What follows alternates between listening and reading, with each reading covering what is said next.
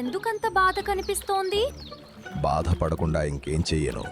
నేను యవ్వనంలో ఉన్నప్పుడు జంతువులన్నీ నన్ను చూసి భయపడేవి. నేను రోజు వేటాడేవాడిని, నా జీవితాన్ని గొప్పగా గడిపేవాడిని.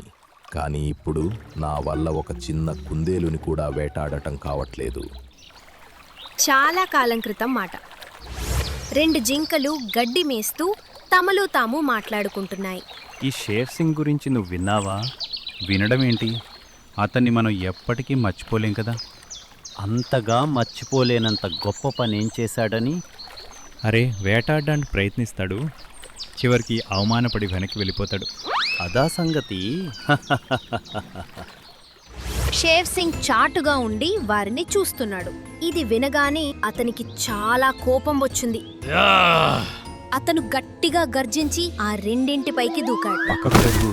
వాళ్ళు పక్కకు తప్పుకున్నారు. దాంతో షేర్ సింగ్ గుంతలో పడిపోయాడు.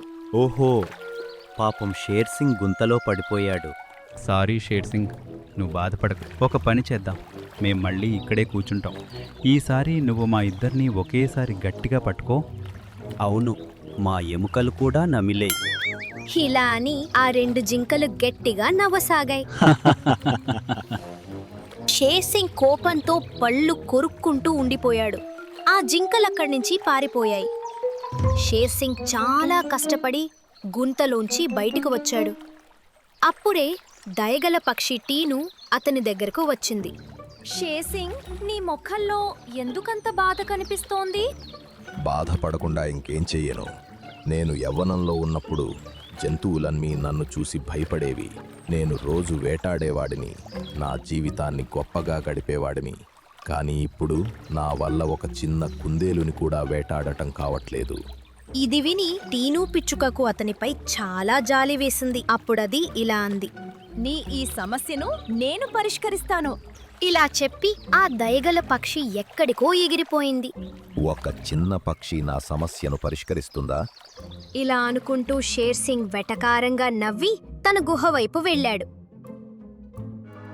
దైగల పక్షి చాలా ఎత్తుకు ఎగిరి ఒక ప్రదేశానికి చేరుకుంది. అక్కడ మేఘాలపైన ఒక దేవకన్య కూర్చునుంది. అరే టీను పిచ్చుక, నువ్విక్కడా? అవును నీలి దేవకన్య, నువ్వు నా దయాగుణాన్ని మెచ్చుకుని నాకు ఒక వరమిస్తానని మాటిచ్చావు కదా. అవును, ఇచ్చాను. కానీ నువ్వా వరం ఇప్పటి వరకు అడగలేదు. ఆ వరం నేను ఈ రోజు అడుగుతున్నాను. నువ్వు ఇప్పుడు ఇవ్వగలవా? తప్పకుండా, ఎందుకివ్వను? ఏం కావాలో అడుగు. మా అడవిలో ఒక సింహం ఉంది. అది ముసలిది అయినప్పటి నుండి చాలా బాధపడుతోంది. దానికి ఏ పని చేయడానికైనా చివరికి తన ఆహారం సంపాదించుకోవడానికి కూడా చాలా ఇబ్బందిగా ఉంది. దీని గురించి దేవకన్య కాసేపు ఆలోచించి ఇలా అంది. కానీ ఇది ప్రకృతి నియమం కదా. బాల్యం యవ్వనం చూసినవాడు తర్వాత ముసలితనం కూడా చూడక తప్పదు. అవును, కానీ అతనికి తన ముసలితనంతో చాలా కష్టంగా ఉంది. నువ్వతని ముసలితనాన్ని పోగొట్టాలని నేను కోరుకుంటున్నాను. సరే, నువ్వు చెప్పినట్లే కానివ్వు. కానీ నా సలహా ప్రకారం ఇలా చేయటం తప్పు కావచ్చు. తీను పిచ్చుక దీనికి ఒప్పుకోలేదు. దేవకన్య తన మంత్రదండంతో మాయ చేసింది. ఆమె చేతిలో ఒక నీలిరంగు పువ్వు వచ్చింది. ఇదిగో, ఈ పువ్వును ఆ సింహానికి తినిపించు. ఇది తినగానే అతను పూర్తిగా యవ్వనంలోకి వచ్చేస్తాడు. చాలా సంతోషం నీలి దేవకన్య. ఆ పువ్వును తీసుకుని తీను పిచ్చుక మళ్లీ సింహం గుహ దగ్గరకు చేరుకుంది.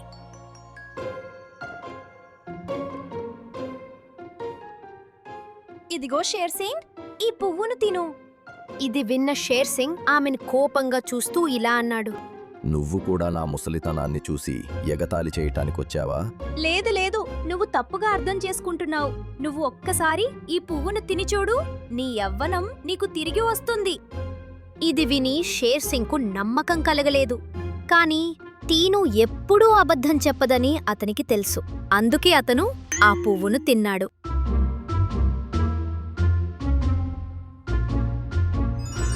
అరే, నాకేం జరుగుతోంది?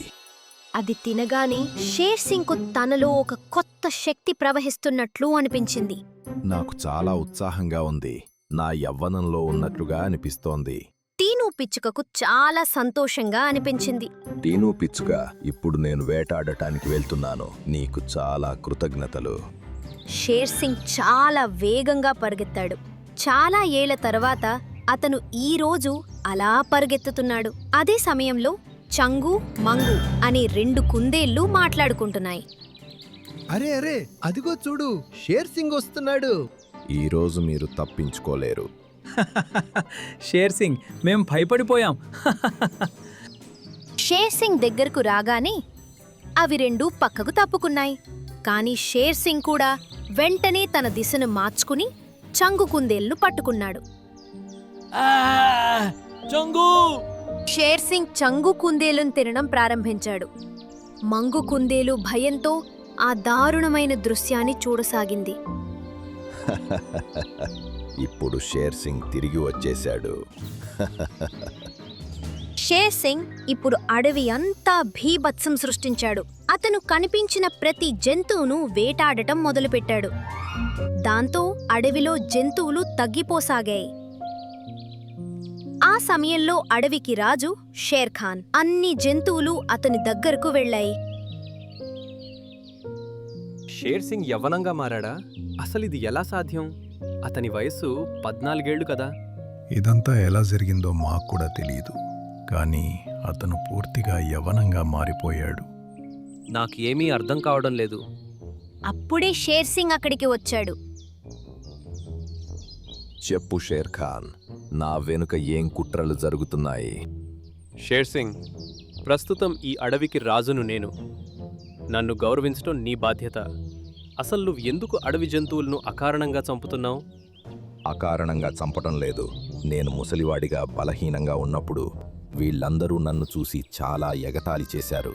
అందుకే ఇప్పుడు యవ్వనం వచ్చాక నేను వీళ్ళందరిపై పగ తీర్చుకుంటున్నాను. కుదరదు, నేను నిన్ను ఇలా చేయనివ్వను. అయితే సరే, నువ్వు కూడా నాతో తలపడు. ఎవరు గెలిస్తే ఈ అడవి వారిదే. ఇది విని జంతువులన్నీ ఆశ్చర్యంగా షేర్ ఖాన్ వైపు చూడసాగాయి. సరే, ఈరోజు సాయంత్రం నేను నీతో యుద్ధం చేస్తాను. ప్రియమైన జంతువులారా, నా రాజ్యం మళ్ళీ రావడాన్ని మీరు మీ కళ్ళతో చూస్తారు. మీరే చూస్తారు. ఇలా చెప్పి షేర్ సింగ్ అక్కడి నుంచి పారిపోయాడు. తీను పిచ్చుకకు ఇప్పుడు తన తప్పు తెలిసి బాధగా ఉంది. కాని ఆ విషయాన్ని ఎవరికీ చెప్పే ధైర్యం చేయలేకపోయింది. అది తన రెక్కలు విప్పి వేగంగా ఆకాశం వైపు ఎగిరింది. కాసేపటి తర్వాత అది మళ్లీ ఆ దేవకన్య దగ్గరకు చేరుకుని జరిగినదంతా చెప్పింది. నేను నీకు ముందే చెప్పాను కదా, ప్రకృతి నియమాలను మార్చకూడదని, లేదంటే కేవలం నష్టమే జరుగుతుంది. ఇప్పుడు నేనేం చేయగలను? సాయంత్రం అవ్వడానికి ఇంకా కొంచెం సమయమే ఉంది. ఒకవేళ షేర్ ఖాన్ ఓడిపోతే అడవి మొత్తం షేర్ సింగ్ పాలనలోకి వెళ్తుంది. సరే, నేను ఏదో ఒకటి చేస్తాను. ఇలా చెప్పి దేవకన్య మాయ చేసింది.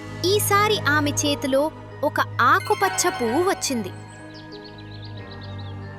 ఈ పువ్వును తినగానే షేర్ సింగ్ మళ్ళీ ముసలివాడైపోతాడు. కానీ అతను దీన్ని ఎందుకు తింటాడు? అది నువ్వే చూసుకోవాలి. దీనికి ఇదొక్కటే మార్గం.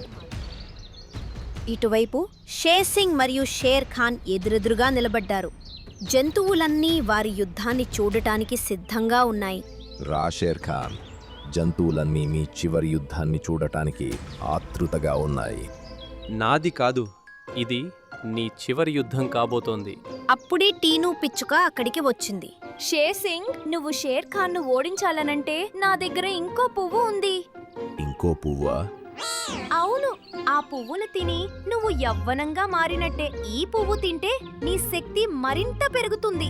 టీను పిచ్చుక అంటే షేర్ సింగ్ ను యవ్వనంగా మార్చింది నువ్వేనా? ఇది విని జంతువులన్నీ ఆశ్చర్యంగా టీను పిచ్చుక వైపు చూశాయి. ఇవ్వు టీనో, ఇవ్వు. టీను పిచ్చుక ఆ పువ్వును షేర్ సింగ్ నోట్లో పెట్టింది. అతను దాన్ని బాగా నమిలి మింగేశాడు. ఇప్పుడు నాకంటే బలవంతుడు ఎవరూ ఉండరు. ఇలా అంటూ అతను షేర్ ఖాన్ వైపు పరుగెత్తాడు. అతను రావడం చూసి జంతువులన్నీ భయపడ్డాయి. కాని షేర్ ఖాన్ దగ్గరకు చేరకముందే అతనికి ఆయాసం వచ్చి రొప్పుతూ ఆగిపోయాడు. అరే, నాకేం జరిగింది? షేర్ సింగ్, నీకు సహాయం చేద్దామని నిన్ను యవ్వనంగా మార్చాను. కానీ నీ దుర్మార్గాల వల్ల ఇప్పుడు నేను నీకు ఎలాంటి పువ్వు తినిపించానంటే దానివల్ల నువ్వు మళ్ళీ మునుపటిలా ముసలివాడివి అయిపోయావు. ఇది విని జంతువులన్నీ సంతోషించాయి. అరే వావ్, టీను పిచ్చుక, ఇప్పుడు చెప్పు షేర్ సింగ్, ఇంకా యుద్ధం చేస్తావా? ఇది విన్న షేర్ సింగ్ వెనక్కి తిరిగి చూడకుండా అక్కడి నుంచి పారిపోయాడు. నన్ను మీరందరూ క్షమించండి. నా వల్ల ఎంతో మంది జంతువుల ప్రాణాలు పోయాయి. పర్వాలేదు టీను, మేమంతా నిన్ను క్షమిస్తున్నాం మరియు నీకు కృతజ్ఞతలు కూడా తెలియజేస్తున్నాం.